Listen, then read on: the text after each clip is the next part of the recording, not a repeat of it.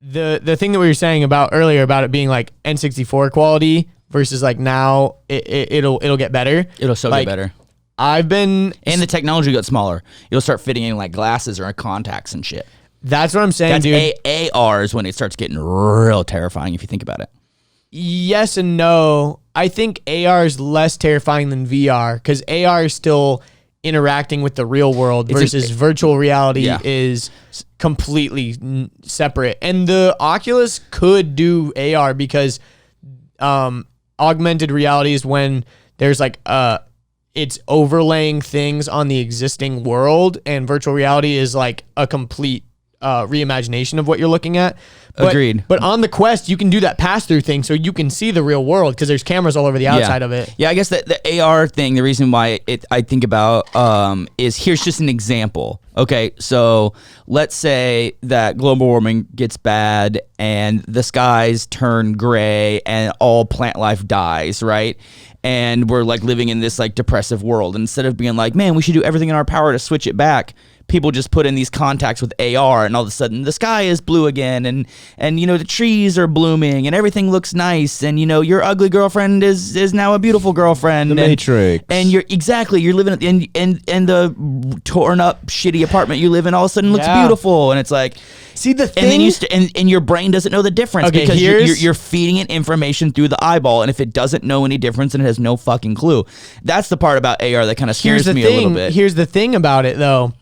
If that truly made your quality of life better, whether it's placebo effect or not, is it like worth it? Like for example, in the wintertime, if I could trick my brain into thinking it was bright and sunny out, and there was fucking grass and there was fucking birds in the trees, I'd be into it because I'd be less depressed. Here's for sure. the downside right now of VR that I can just name off the top of my head by playing VR for the past few days. Number one, definitely have experienced eye fatigue, and my eyesight, I've been able to tell that my eyes have been going a little bit worse over time in the past few months. And after playing some VR. Remember when you were a kid, your mom told you not sit too close to the screen, and now we're just doing this? Literally, there's a screen inches from our face. The thing about it is like I'm a little bit worried about like what the long-term implications could be for my eyesight, but also I've been realizing that my eyes have been getting a little bit worse over time anyway, so maybe it's time for me to get some glasses. The other thing that I think might be contributing to the to my eyes getting fatigued is I think maybe when I'm in VR, I don't blink nearly as much. Like I remember when I first got Guitar Hero, and my eyes would hurt so bad after playing it like, because I had my eyes open, lose a thing, and I didn't want to miss a single note. And that's the main time that I experienced the eye fatigue was the other day. I played Beat Saber. Oh, that game is sick. And it's similar to Guitar Hero where it's a rhythm game, and you have to like hit these blocks at the right timing of the song. You have these lightsabers, and you're slicing these blocks midair. Yeah. And but anyway, so that's one thing. Another thing is just the heaviness of the device.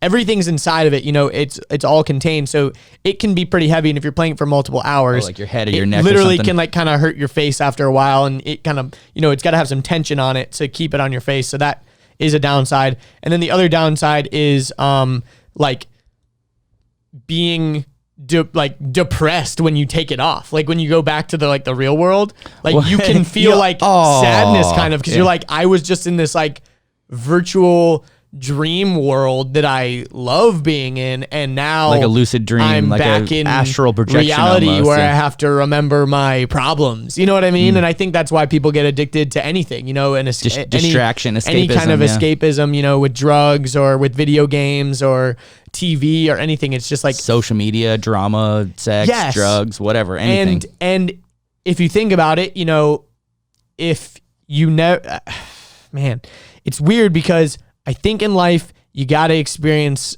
problems in order to make life worth it. You know what I mean? Like overcoming obstacles and appreciating where you came from, and you know, being poor and then getting rich. Like that's what like life feels like. Like perspective, like if life was just like gratitude. And I was just an example. I forget who it was. I think it was talking to Jalila. I was like, imagine Oh, we were talking about like princes and princesses that lived in chateaus in pure opulence their whole life and only knew extravagant luxuries, and how much it probably sucked ass because there was no such, it was just their baseline was the highest you could go. And I was like, imagine just walking around all day every day experiencing the same feeling you get like when you jizz.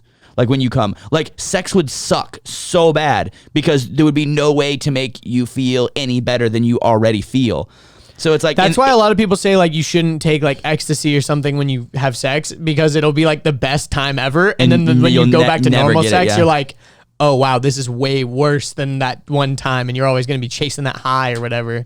Yeah. Like I remember like from a young age, people were like, don't do it because it'll ruin it forever. Don't bang on Molly, bro. Yeah, but it's funny because I've definitely experienced, like I can see how virtual reality could get very addicting, because it is so real even now that I can only imagine where it's going to go in the next 10 years. I mean, I saw this ad here. I'll pull it up. We can put it on the screen.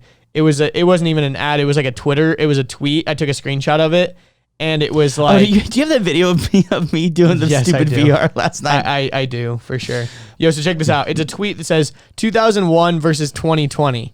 And it's a billboard that says, say hello to iPod, 1,000 songs in your pocket. And then it's another billboard from recently this year. 6 million songs on your wrist. And it's an Apple Watch billboard, and it says 60 million songs on your wrist. So think about it. In 2001, they were bragging about how you could have 1,000 songs in your pocket. Well, that was back Now, in the day when CDs would only hold 20, basically. I know. Like, So we there- get 1,000 there are now. 1,000 songs in your pocket, and that was brag worthy. And now they said 60 million songs on your wrist. Granted, they're streaming, so they're not really being stored on your wrist. But the fact that you can have LTE on your watch yeah. and stream music to your watch. And the Apple library is just as robust as the Spotify library too. Yeah, and I mean, if you had iTunes 20 years ago, there's exponentially more music than there was then, and that old music is still on there. So it's like the library of music is getting more vast as well. And I guess the thing is like, okay, so if VR, even just a couple of years ago, I was having to wear a backpack to experience very similar experiences to what I'm experiencing now in my living room for a $500 device that's standalone. I'm not even plugged into anything. Like, I can only imagine where it's going to go in the next 10, 20 years when, like you said, there'll be just contacts or glasses. And I mean, it's kind of Black Mirror type Black shit. Mirror, really because, Black Mirror. It's crazy. Elon Musk recently came out and said that Neuralink will be able to stream music to your brain.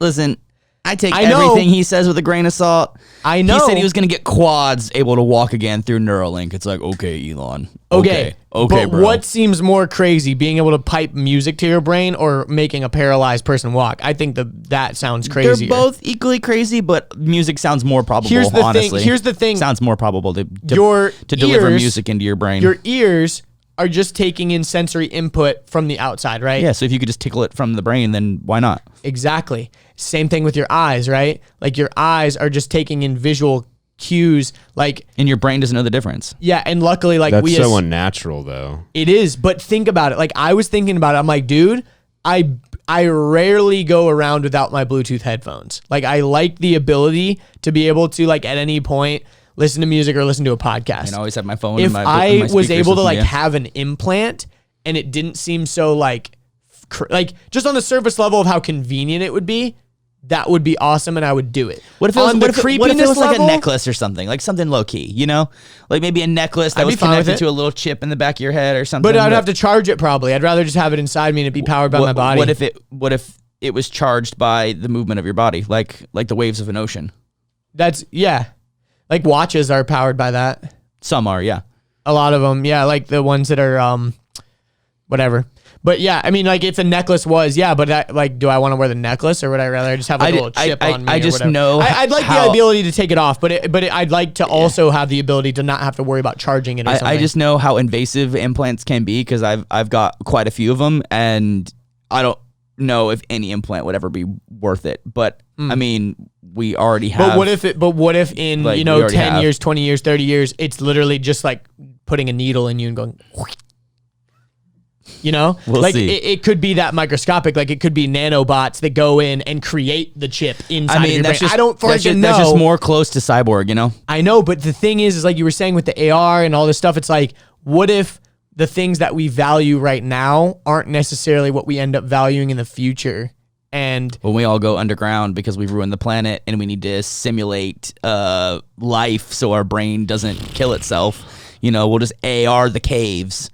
but like, okay, so for example, let's say that there was what if there was a VR that was so good that could let you navigate a virtual world, and it made you feel like you were walking around like you were walking. You know, like I think earlier in one of the games you were like, I kind of forgot that I was in my wheelchair for a little bit. Well, because it was the flying game. It was the flying game, exactly. Yeah, because like, or no, it was the swimming game. It was the ocean game. ocean game. Yeah. Yeah. And like the ocean game is cool because you like are literally just swimming around in the ocean. I was sitting, but like I was like also like, yes, there's no wheelchair in this universe. I'm in the water. Yeah. Yeah. And I think that type of stuff, like the first time I did the flying game, that was like a moment that I don't know if I can like forget how cool that felt, you know, like for example, the first time I played VR with the backpack, like a few years ago, like I did the Rick and Morty game, and I still vividly remember hanging out in the garage and like looking at Rick in the face, and like literally I felt like my memory of that is literally inside of Rick and Morty world. As if it happened, yeah. And like, it's crazy because when you put on that headset, since it's 3D, you feel very immersed. Like I did the Star Wars game, and like I felt like I was talking to Darth Vader. Like I could use the Force, and I felt like I was like throwing rocks at people and stuff. Like it's so the crazy fantasy world, we could throw rocks at people. and now Oculus it just introduced hand tracking, so it uses the cameras where you don't even have to use the controllers. It tracks your fingertips and your hands, so you can like literally like pick virtual things up with just your hands. You don't even have to have like the controllers in your hands. Like that's pretty wild. There's games now where with your hands you can like pick objects up and like place them in certain areas with your fingertips. Like it's so nuts. I'm pretty sure it's like in beta stage right now, though, right? Yeah. It'll get there. It's in beta, but there's apparently like a side. So there's the Oculus store. Then there's also this other store where you can sideload games that are like unofficial, and a lot of those games are using the hand tracking beta or whatever, and some of them are pretty decent, I've heard. Oh, that's cool. Yeah, and like that's the thing is like the Quest. We tried it at Louie's place, like Fun for Louie. He had one when we were in LA. I guess it was late last year.